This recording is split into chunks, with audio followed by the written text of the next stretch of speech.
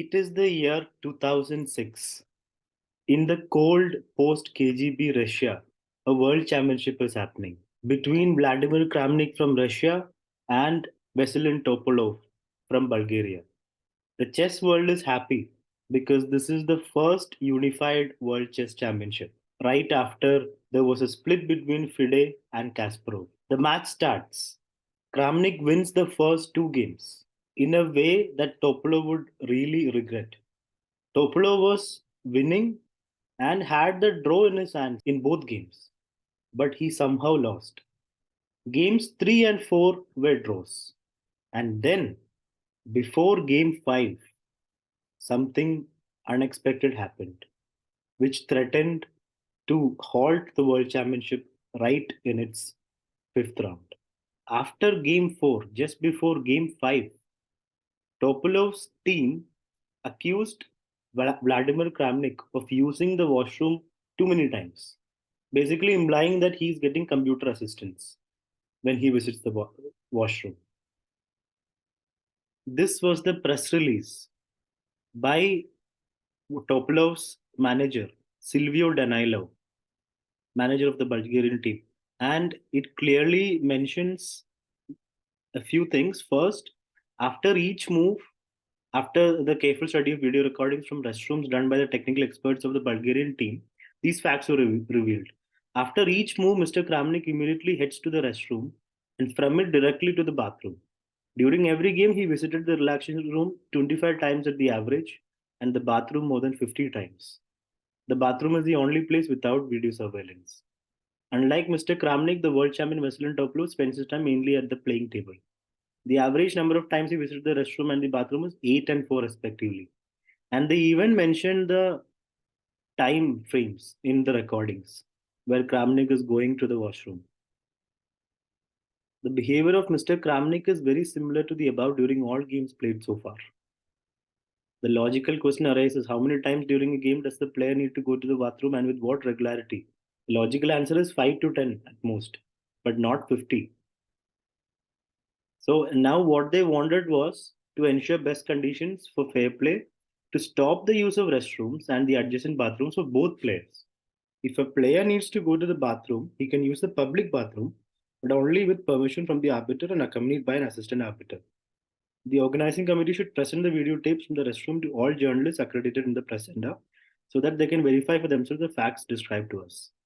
So, this was a very serious allegation, an allegation that would really affect both the players' mindset, especially Vladimir Kramnik's.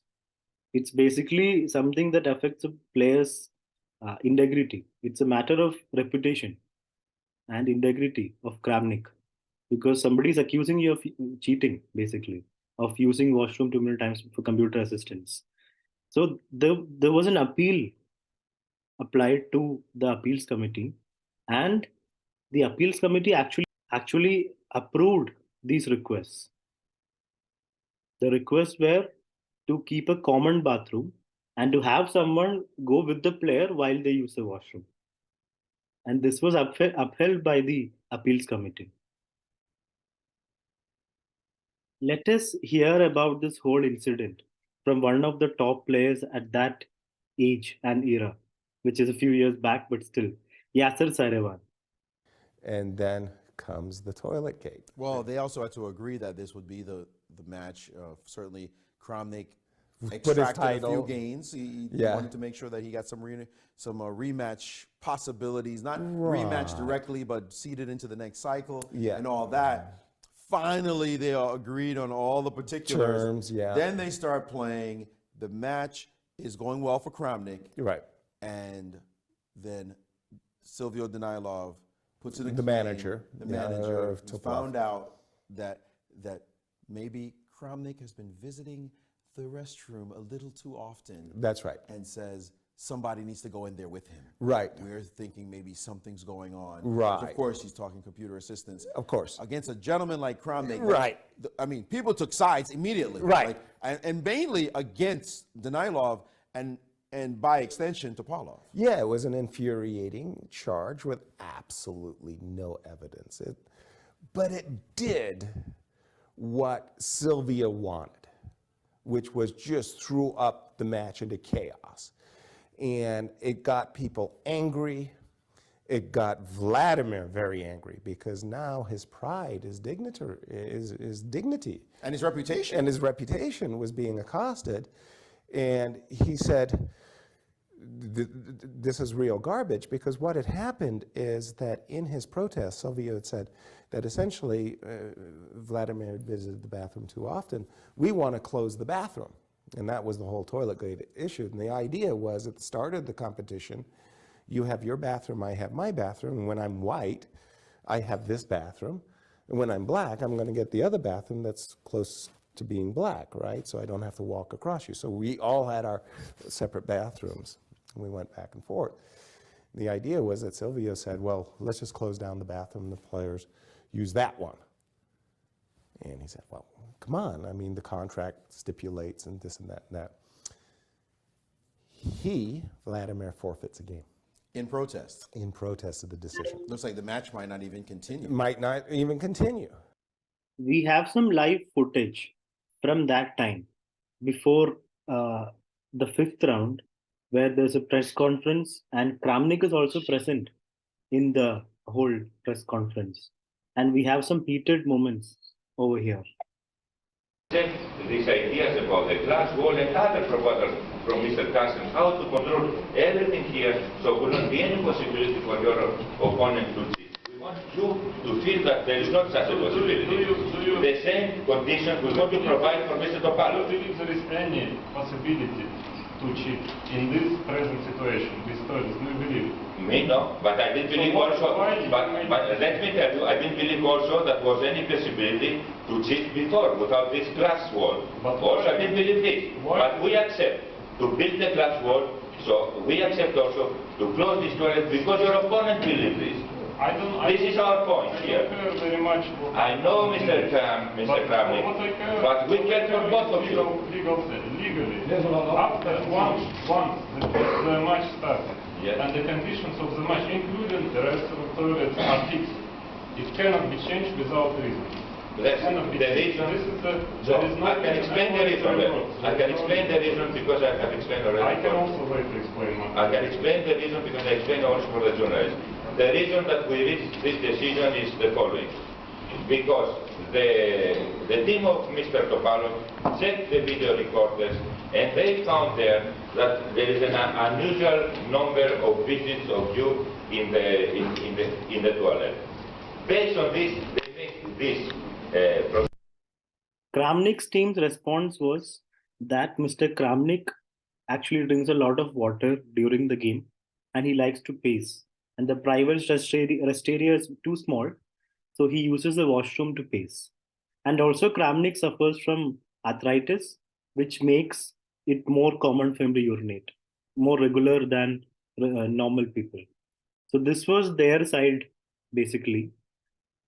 Now, the appeals committee actually took Topalov's side and decided to continue the match with a common bathroom and by accepting all of Topalov's requests.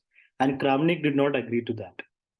In the fifth round, Kramnik appeared for the game, but he did not make a single move. He just went to the washroom, the rest area, and waited. This meant that after a specific amount of time, the arbiter called the game, round 5, and declared Topalov as the winner of round 5. So Kramnik forfeited the round, game 5. Kramnik was leading by 2 points, and after that forfeit, his lead was only 1 point. So at this point, it was uncertain whether the World Championship match would continue or not. Now, before game 6, we do not know exactly what communications happened, but cooler heads prevailed.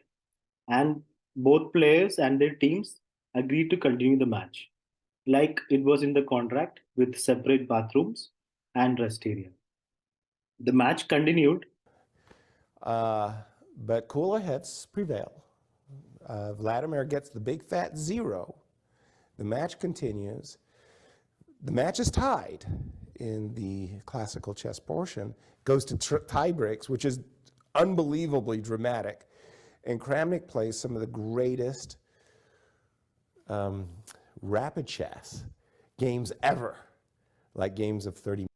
The match continued, and round 8 and 9, games 8 and 9 were wins for Topalov. And Topalov took the lead in the match for the first time. But Kramnik struck immediately back with the win in game 10. And the remaining two games were drawn, which sent the match to a tiebreak, rapid tiebreaks. There would be four rapid games, and Kramnik played some of the best chess in rapid chess. The first rapid game was drawn, second and third games were wins for both of them, and the fourth game would decide the World Championship winner. And Kramnik won the fourth game after Topalov blundered. And after that tiebreak, Kramnik became the 14th undisputed world chess champion. But the matter did not end here. After a few months, a couple of months actually, in the December of 2006, Veselin Topalov, in a startling interview with a Spanish daily, he revealed a few facts or things that he believed are facts. He basically accused the KGB of orchestrating all this and of threatening him physically. So here are a few excerpts from the interview. So the interview starts with some basic pleasant questions where you're already thinking about becoming champion when you win the under 14 world championship. You know you've got talent, but I didn't have such aspirations. And you could say you're a champion who came out of the streets. Yes, I have a street fighting style. I spent a year playing in opens and we walked all over Spain. Now coming to the main part of the interview.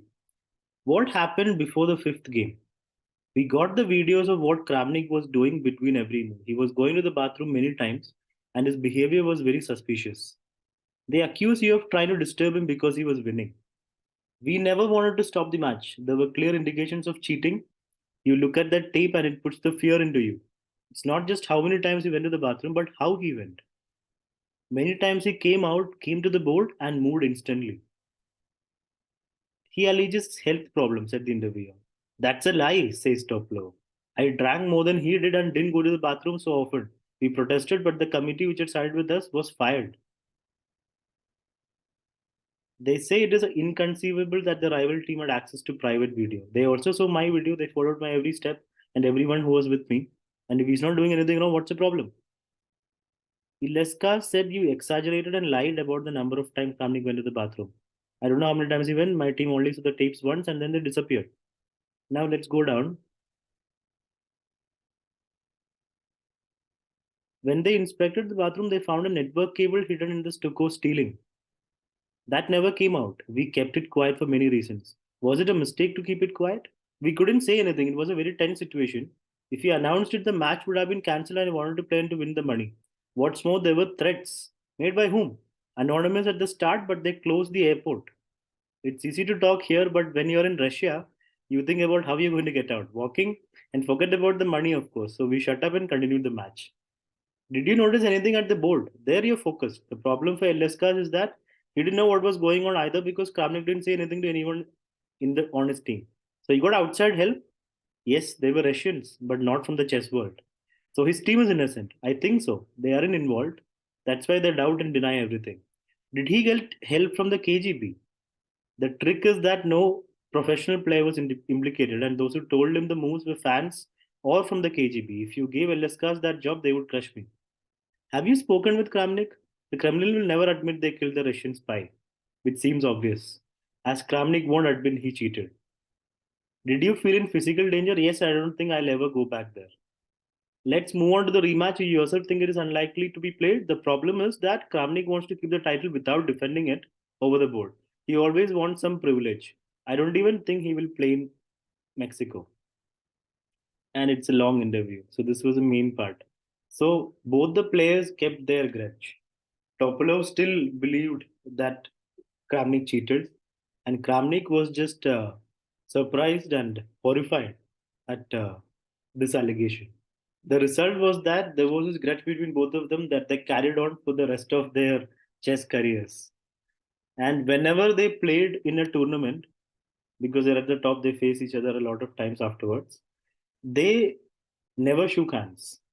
Here is a funny video of when they played a tournament in 2008.